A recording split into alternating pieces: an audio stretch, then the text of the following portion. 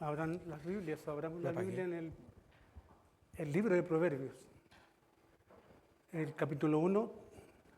Hice una introducción la vez pasada de este libro que ha sido tan deliberante en la vida de la Iglesia, al igual que Salmos, otro libro que se le conoce como la literatura sapiensal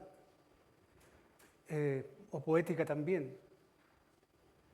Decía la vez pasada que Proverbios, el autor, o quizá uno de los autores principales es Salomón, pero no solamente Salomón, sino que también vemos otros autores que aparecen ahí, con nombres quizás desconocidos para muchos, pero eso significa que no fue el autor único. Dice otro libro de la Biblia del Antiguo Testamento que Proverbios, o sea, Salomón escribió 3.000 proverbios, o sea, 3.000 proverbios, y 1.005 cantares. Pero en nuestra Biblia aparece solamente Cantar de los Cantares, 1, y hay 300 proverbios. ¿Dónde están los otros? Bueno, probablemente era lo que Dios quería que conociésemos. Fue un autor prolífero. Fue hijo de David, ¿se acuerdan de? Y su madre era Betsabé. Fue el amor prohibido que tuvo David, donde le costó mucha crisis, mucho dolor, ¿no? Solamente basta con leer el Salmo 51 cuando vemos cuando David se arrepiente por lo que había hecho y que primeramente había pecado contra Dios. Pero el hilo de drama lo siguió toda la vida. O sea, hay una máxima en la Biblia que el Señor perdona los pecados, amén. Pero las consecuencias del pecado son complicadas. Y eso demuestra que no es un Dios, disculpe la palabra, pero como alcahuete, no. Él es justo. Y qué mayor justicia fue en haber dado a su hijo para pagar lo que yo no podía pagar. Salomón llegó a ser rey de Israel a los 20 años y su reinado duró 40 años. Fue un reinado de paz, también lo decía la vez pasada, porque hizo algo que no estaba bien a los ojos de Dios. El otro día cuando terminé el sermón, el hermano Paulete, hijo, me reparó, tuvo 1.000 esposas reinas. Y cuando leo esta historia o estos libros del Antiguo Testamento, sobre todo Israel, en el contexto donde se dieron esta historia, siempre me acuerdo no me gustan las novelas, ¿para qué? Nunca me gustaban las novelas, más bien como que tengo un cierto recelo, pero me llamó la atención mucho una novela, ¿cómo se llamaba? Que era un árabe. No, el sultán. El sultán. Y leyendo Primera de Reyes, Segunda de Reyes, Segunda de Crónicas, Primera de Crónicas, Primera de Samuel y Segunda de Samuel, vemos toda esa forma, ese contexto, esa cultura. Y no la entendía, y quizás por eso como que me desanimaba cuando iba al Antiguo Testamento, pero cuando vi esta novela, que no me perdí un capítulo, y al final todos se mataron, ¿cierto? ¿Se acuerdan, no? Refleja lo que inclusive hasta el día de hoy esa cultura es. La forma, el sistema de gobierno que tiene. Y cuando yo veo Salmos, Proverbios, me doy cuenta de esa forma y esa vida. Bueno, este hombre, Salomón, fue el tercer rey de Israel. El segundo fue su padre. Y el Señor lo llamó a Salomón. Él fue el segundo hijo de David con Betsabé. el primer hijo, el hijo de la falta, el hijo del pecado, el hijo de aquella cosa que viendo no tendría que haber visto, no tendría que haber tomado lo que tomó, en este caso a Betsabé, el adulterio, el homicidio posteriormente, el hijo muere. Y el segundo hijo de Salomón con Betsabé con David, fue Salomón. Eso es más o menos un cuadro, un contexto histórico, y por otro lado también decía la vez pasada que Salomón, una de las características que tuvo, que fue un hombre tremendamente sabio. De sus contemporáneos, en aquellos tiempos era el más sabio, de hecho llegaban de otras latitudes a buscar conocimiento y sabiduría.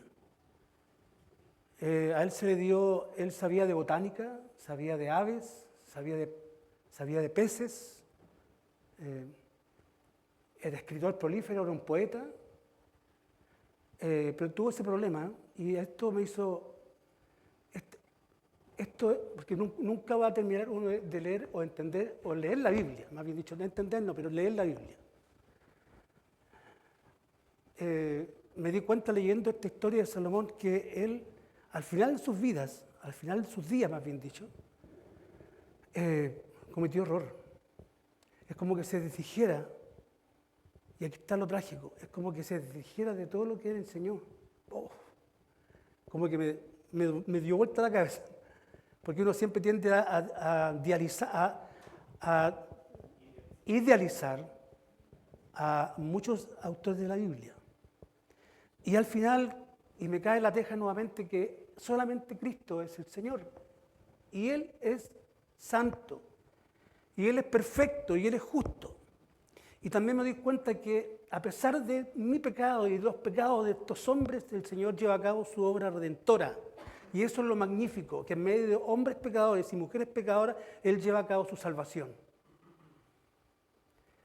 Entonces, y también decía la vez pasada que aparentemente Él nos mostró como su padre arrepentimiento, que más me complicó todavía porque como Salomón, pero era mi archilíder, era mi gran poeta, ¿no? Y hiciste algo de acuerdo, te perdono, pero no te arrepentiste. Y Eclesiastés, parece que al final del capítulo de Eclesiastés, como que él da o demuestra un sesgo de arrepentimiento. Quiera el Señor que lo tenga en la gloria, amén. Amén. Bien, dicho esto, quiero que vayásemos a Proverbios, capítulo 1, y rápidamente analizar o interpretar estos textos o estas frases cortas que aparecen aquí. De hecho, proverbios son frases cortas, son máximas cortas, ¿eh? Son sentencias breves que dan a entender la vida toda, ¿eh? o la experiencia de la vida en frases pequeñas. Esos son los proverbios. Dice, por ejemplo, el capítulo 1, versículo 2, para entender sabiduría, para conocer razones prudentes. Ese era el objetivo de este proverbio, o de los proverbios, que el autor, por lo menos este primer capítulo, es Salomón. Ese es el objetivo de Proverbios, para entender sabiduría. Y el objetivo último y más grande de Proverbios es que nosotros alcancemos sabiduría. Y decía, y afirmábamos la vez pasada, que el propósito, la palabra sabiduría significa la habilidad de usar el conocimiento. No es una cosa meramente intelectual, no es conocer por conocer, sino que ese conocimiento que el Señor nos da en su palabra podemos aplicarlo a nuestra vida. Si aplica, qué bueno. Si no aplica, estamos en graves problemas. Porque el tema que el creyente ha de aplicar sí o sí la palabra del Señor a su vida, o si no sería algo sin sentido. Entonces, para entender sabiduría y doctrina, esta palabra sabiduría también aparece en el Nuevo Testamento. ¿Se acuerdan de la carta de Santiago? ¿Se acuerdan del primer capítulo de Santiago? El hermano Santiago, porque no fue un apóstol, de hecho fue el hermano carnal de Jesús, escribió a la iglesia que estaba siendo perseguida. Entonces, la iglesia que estaba siendo perseguida era reo de muerte cada creyente que afirmaba ser cristiano en aquel tiempo. Y lo que le pide Santiago a la iglesia que estaba siendo perseguida y que había perdido todos sus bienes, ¿cierto? Había sido echada del país. Le pide a esta iglesia que pida sabiduría. Y fíjense cómo describe Santiago el tema de la sabiduría y bajo qué contexto. Porque es fácil ser inteligente o conocedor de las cosas o saliendo con palabras sabias y que son dignas de imitar y que muchos las suben a YouTube, ¿cierto?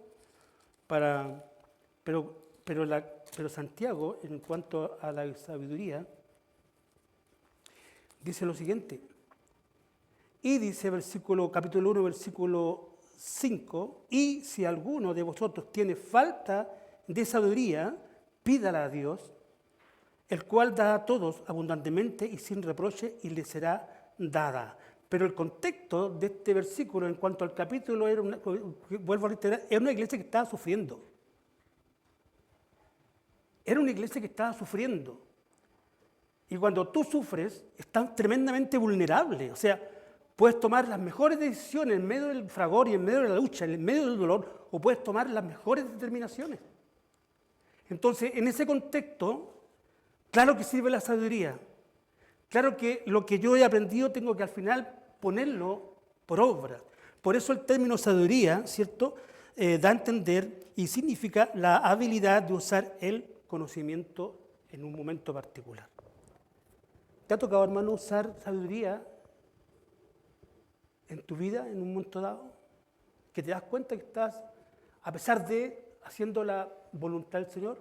¿Por qué razón? ¿Y por qué digo el Señor? Porque el principio de la sabiduría es el temor a Jehová. Entonces, en la medida que yo conozco a Dios, voy a saber aplicar sabiduría a mi vida.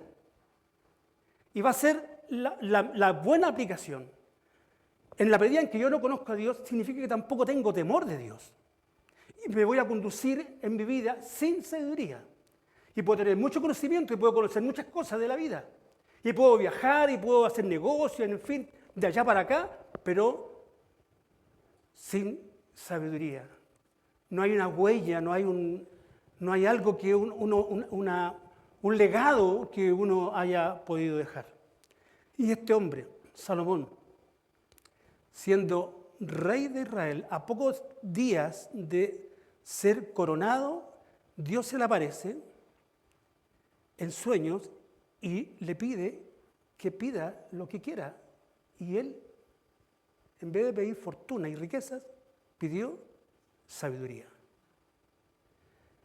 ¿Y saben por qué pidió sabiduría Salomón? Leyendo el capítulo 2, y esto es re importante para los padres, para nosotros, y a los que han de ser padres el día de mañana, por la crianza que tuvo Salomón, pues hermano. Siempre digo que nuestros hijos son un papel en blanco, y lo que nosotros dictamos y lo que decimos y lo que no decimos queda reflejado en sus vidas. Dice la palabra del Señor en Proverbios capítulo 2, Hijo mío, si recibes mis palabras y mis mandamientos, guardaréis dentro de ti. Hijo mío, reitero, si recibes mis palabras y mis mandamientos, guardaréis dentro de ti.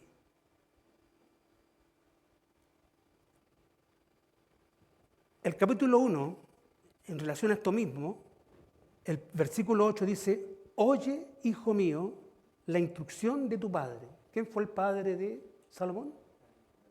David. Y no desprecies la dirección de tu madre. ¿Quién fue la madre de Salomón? Betsabé. O sea, tanto el padre como la madre se encargaron de instruir a este niño de pequeño en la ley de Dios. Por eso no tuvo ningún temor de pedir lo que a él se le había enseñado durante toda su vida, sabiduría.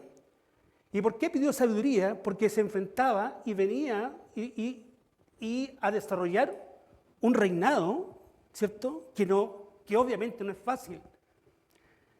Tener discernimiento espiritual para poder controlar una nación y para poder gobernar un pueblo, no solamente necesitaba cosas administrativas, sino que él como rey, como monarca, necesitaba sabiduría para poder hacer la voluntad del Señor.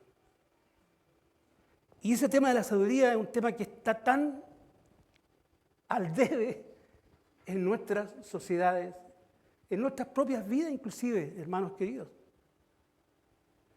Porque no toda nuestra vida la hemos conducido en base a la sabiduría de Dios y al temor de Dios. Seamos honestos. Pero al igual que hombres pecadores, tenemos la dicha de poder volvernos al Señor. Recuerden lo que dijo justamente, como decía, en cuanto a este error y el pecado y la maldad que muchas veces nos gobiernan en nuestra vida, aun siendo creyentes. Ten piedad de mí, oh Dios, conforme a tu misericordia y conforme a la multitud de tus piedades, borra mis rebeliones, lávame más de mi maldad y límpiame de mi pecado. ¿Quién dijo eso? David. El Señor tiene misericordia, amén. Entonces, claro, Él pide sabiduría para poder gobernar, porque tanto su padre como su madre le instruyeron de pequeño. ¿Cómo está la instrucción de nosotros como padres sobre nuestros hijos? Quizás ya se nos pasó, por lo menos a mí, de instruir o seguir instruyendo a mis hijos. Ya tienen sobre 30, pero están los nietos. Es otra aventura, ¿cierto? Pero hay que criarlos. Y en el contexto mío, que están conmigo y viven conmigo, en este caso mis nietas, tengo la responsabilidad como que fuera su padre, no solamente su abuelo, sino que su padre tengo que instruirla para que ella alcance sabiduría, sobre todo en el mundo que le tocó vivir. Porque este mundo ha cambiado vertiginosamente, no sé, de los años 70 ahora, pero una brutalidad. No vivimos en un tiempo de absolutos, vivimos tiempos relativos, donde tu parecer es tu parecer y mi parecer es mi parecer. Entonces lo que tú dices y opinas con tanta autoridad para mí no significa nada. Eso es relativismo.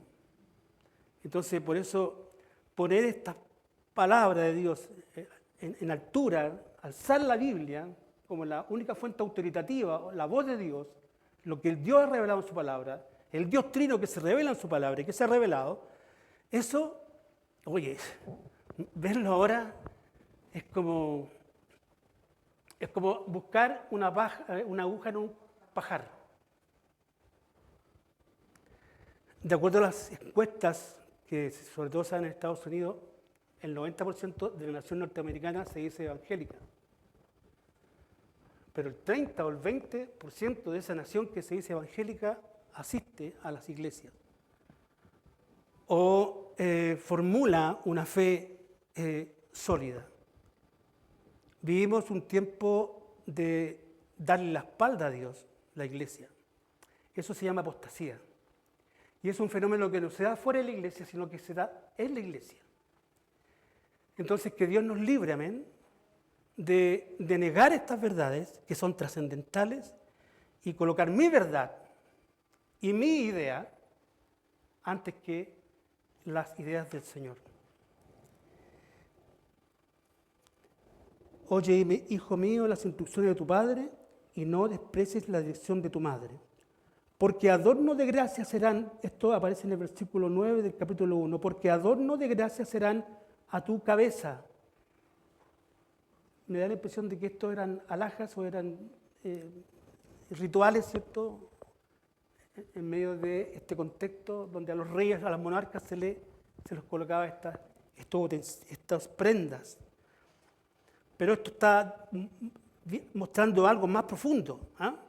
Que tan importante o superior a las alhajas o a los utensilios, a las prendas que se usaban en las monarquías, dice que la sabiduría es más grande que esa, es más grande que ello, es más grande que el conocimiento. Decía la vez pasada, por ejemplo, que hay hombres que han sido tremendamente no sabios, intelectuales, filósofos, científicos, estadistas, y lo menos que muestran muchas veces es sabiduría. Adolf Hitler llegó a ser uno de los personajes más terroríficos de lo que ocurrió en el siglo XX, del tema de la Segunda Guerra Mundial. Una persona aparentemente era inteligente. De hecho, dominó a multitudes, los seducía, tenía un poder de seducción tremendo. ¿Cómo lo haría? ¿Cómo lo hizo? No se sabe. ¿Cómo tenía esa experticia?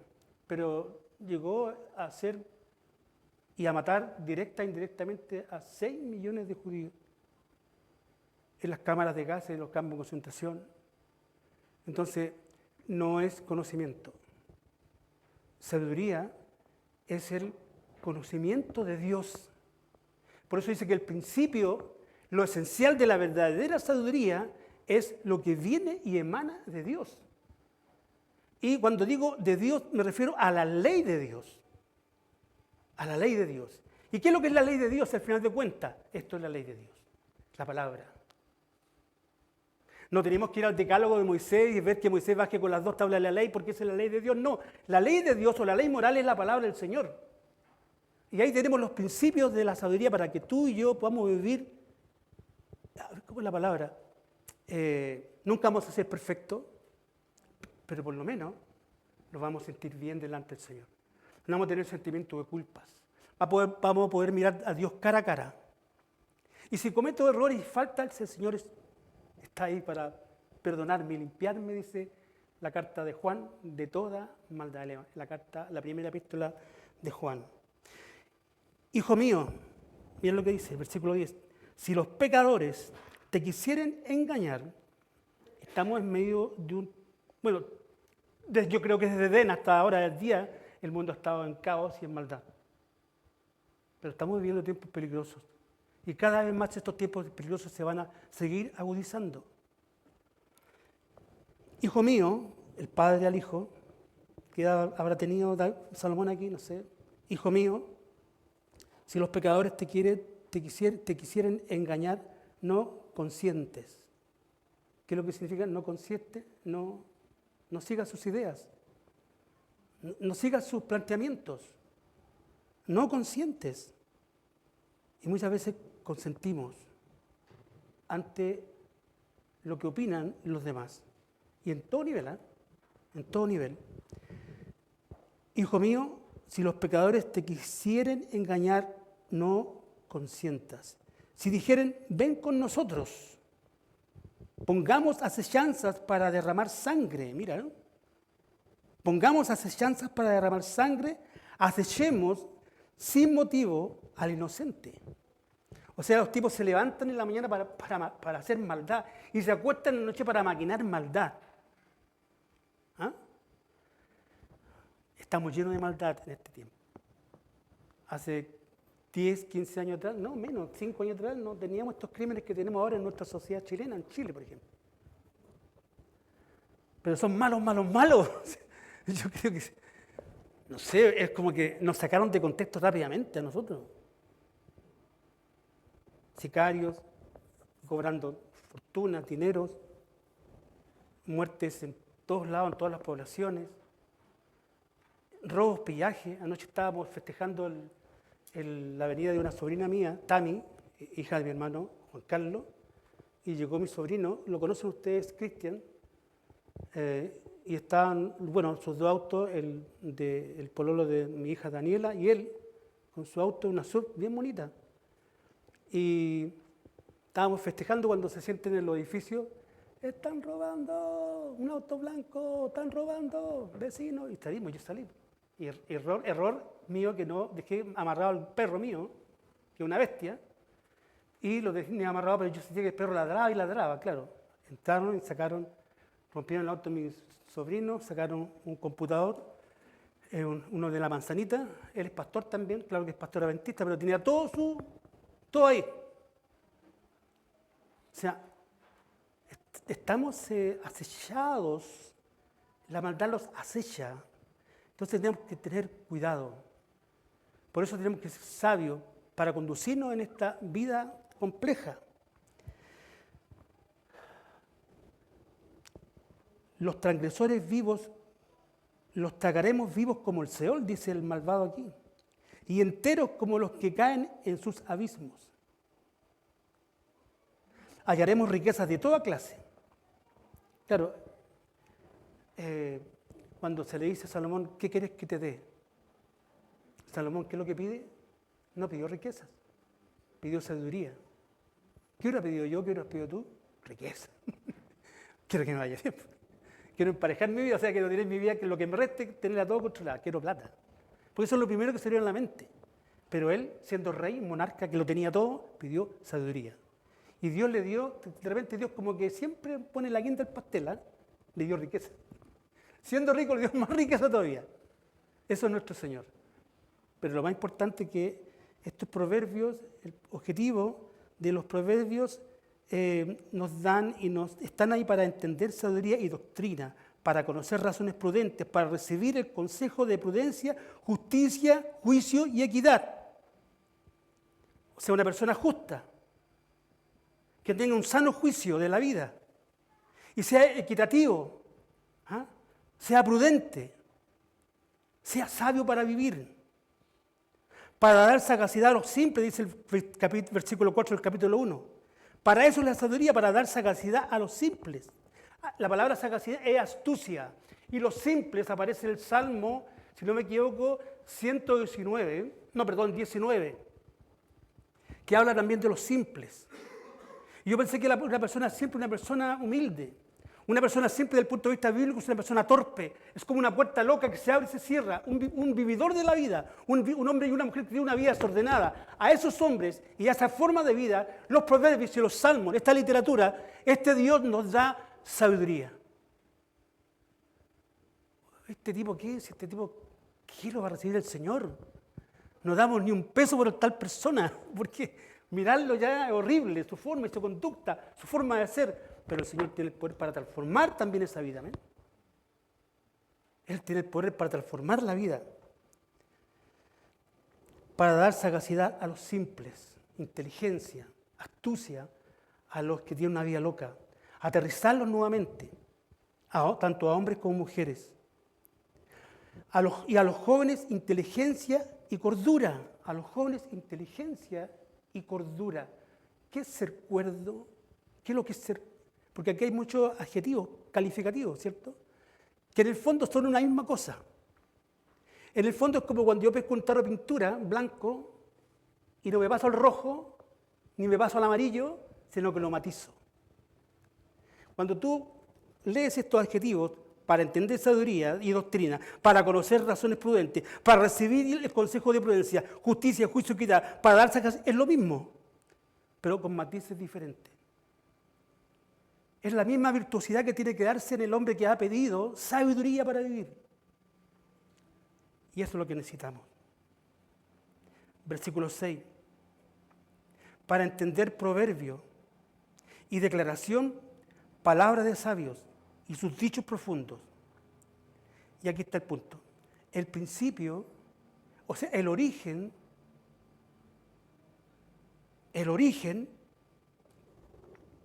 de todo lo que estamos describiendo, el principio o el origen de la sabiduría es el temor de Jehová. ¿Tememos al Señor? Y dije la vez pasada que temer al Señor no es un tema de pánico, de terror, como que si hago cualquier cosa Él me va a fulminar con un rayo que me va a destruir, sino que el temor a Dios es el temor que el hombre que ya le conoce siente ante este Dios eterno y grande y reverente, es una reverencia a Dios. No podemos quedar impávidos o indiferentes ante este Dios 3 veces santo que se ha revelado en su palabra y en su creación. Y especialmente la corona de su revelación que fue Jesucristo, que anduvo en este mundo, que se hizo hombre y nos entendió como criaturas, como seres que somos, lo entendió porque Él se hizo hombre. Entonces, ante esa revelación yo no puedo quedar impávido.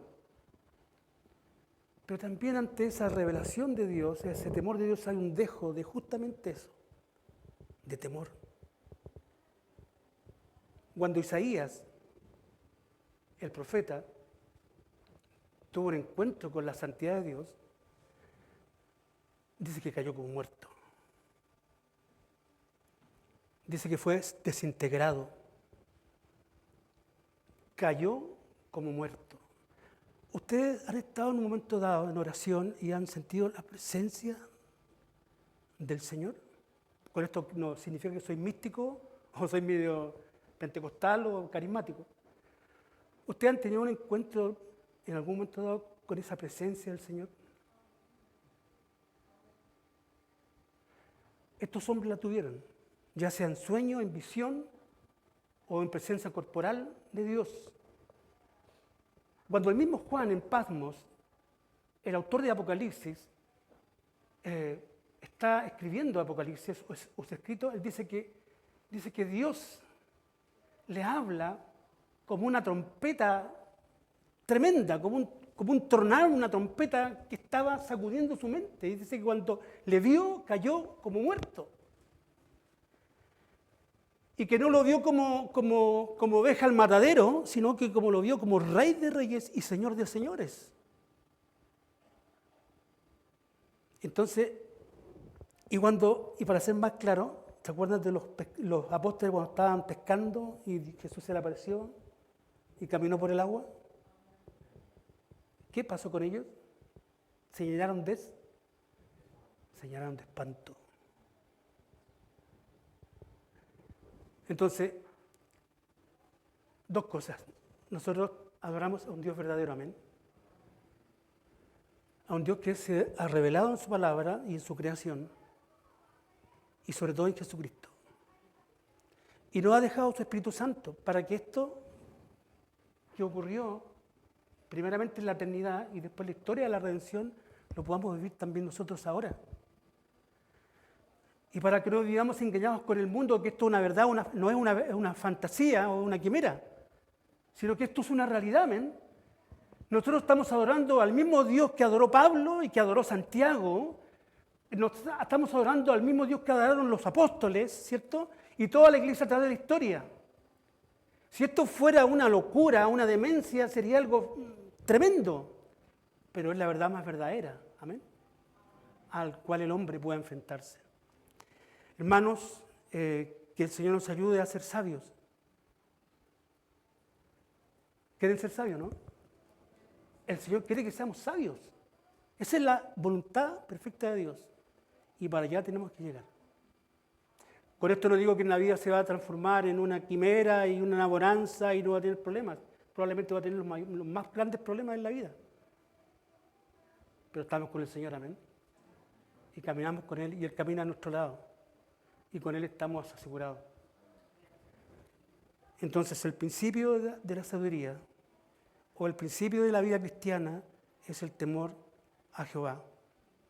Es el temor al Señor. Es el temor y el reconocer a Jesucristo como único Señor y Salvador de cada una de nuestras vidas. Oremos, Señor y Padre. Al pensar en estas cosas, Señor, al darnos cuenta que somos torpes y no hemos alcanzado sabiduría para vivir, pero tú nos has dejado tu palabra, Señor, para acudir a esta, y no solamente esperar en momentos críticos, sino que en todo tiempo, Señor, alimentarnos a través de tu palabra. Jesús dijo, yo soy el pan de vida, y yo soy el agua de la vida, dando a entender de que si yo tengo o no tengo la asistencia de estos elementos, mi vida sucumbe. Si yo no te tengo a ti, Señor Jesús, mi vida sucumbe y se marchita. Por eso la fuente de vida solamente eres tú.